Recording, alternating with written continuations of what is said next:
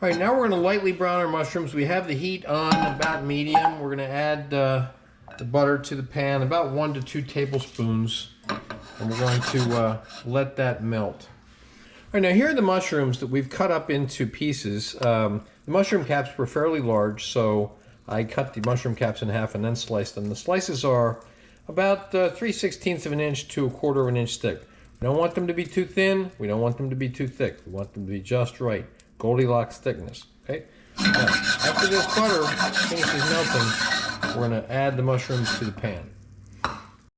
The butter is almost completely melted. We're going to add the mushrooms to the pan,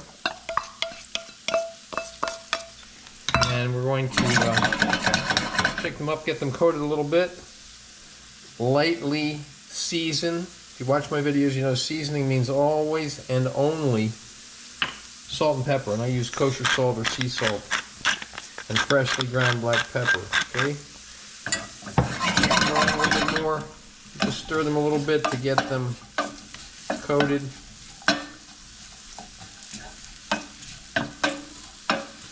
And we want them to lightly brown.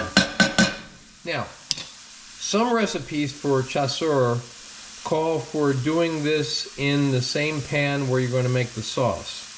I'm not doing that. The reason I'm not doing that is because I'm going to be adding double concentrate tomato paste to these mushrooms.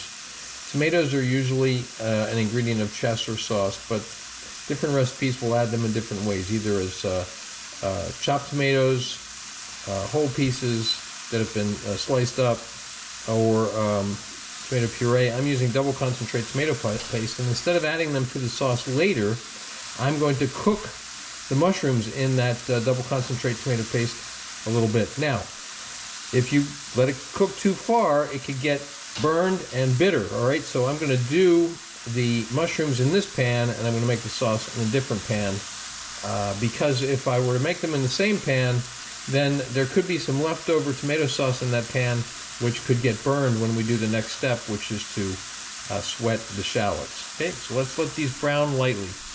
Okay, the mushrooms have been cooking about 2 to 3 minutes on medium, maybe a little bit less than medium heat. Now we're going to add in the double concentrate tomato paste. I'm using about 2 tablespoons of it, okay?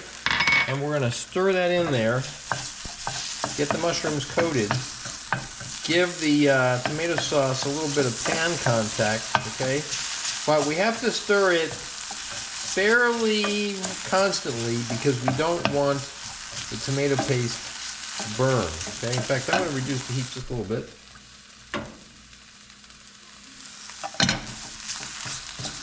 And we're going to cook stirring for about 1 to 2 minutes. Okay, we've been stirring these mushrooms around with the double concentrate tomato paste for somewhere between 1 and 2 minutes. Now we're going to deglaze with the red wine, and you want your heat to be, fairly low at this point. We don't want the heat to be so hot that the wine just immediately evaporates. And what we're doing now is we are cooking off the alcohol for one, but we are also reducing the wine till it is just wet. It's mixing with the mushrooms and the double concentrate tomato paste. Now we're going to take this off the heat till we need it. All right, now we're going to sweat the shallots in about, again, 1 to 2 tablespoons of butter. We're going to let that butter melt in the pan on it's a little bit below medium heat. Okay, the butter's melted. Now we're going to add the shallots, and we're going to let those sweat. Got about 2 to 3 tablespoons of minced shallots. Okay, we're going to let those sweat, which means we sweat off the moisture. We'll let them go until they just start to brown. Okay, we're just starting to get a little bit of brown on those shallots. Now we're going to add back in the mushrooms, okay?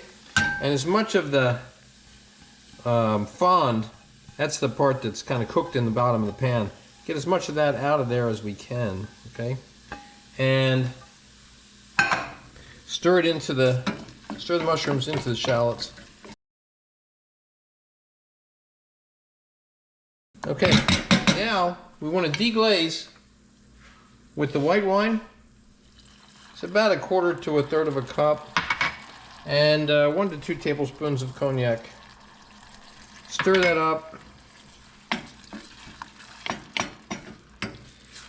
and we want to let that cook till the amount of liquid reduces by about half. Now, a lot of times when we deglaze, we go down to almost wet, or just wet or almost dry. We're going to leave a little bit more of the liquid in the pan here. You can see we're getting a beautiful sauce and color. Okay, so we're just going to let that cook so it reduces about half. I'm going to turn up the heat just a little bit to do that. Okay, the liquid has reduced by probably about half, because you can see when you stir it a little bit, the sauce stays back, which means that it's thickened a little bit, and there's less of it, and you can see the bottom of the pan. Okay, now we're going to reduce the heat a little bit to simmer, and we're going to add the demi-glace, the liquid gold, okay? The best sauce on the planet. I have a separate lesson on making demi-glace, and don't wait till the last minute, because it takes, my recipe takes 3 days to make the demi-glace. I spread it out over 3 days so that you don't have to be cooking overnight. Some people do it faster, but it means cooking overnight. Then we're going to stir that up.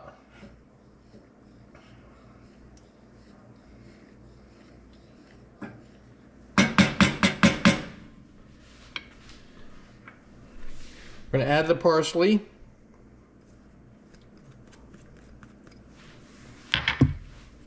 Stir it. Mix it.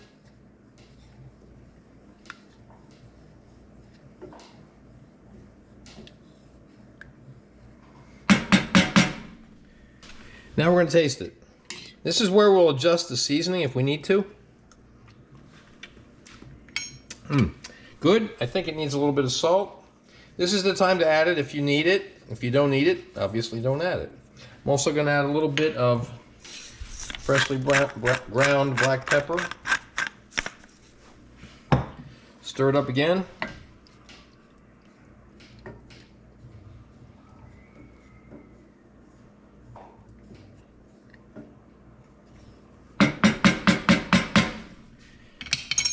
And taste it again.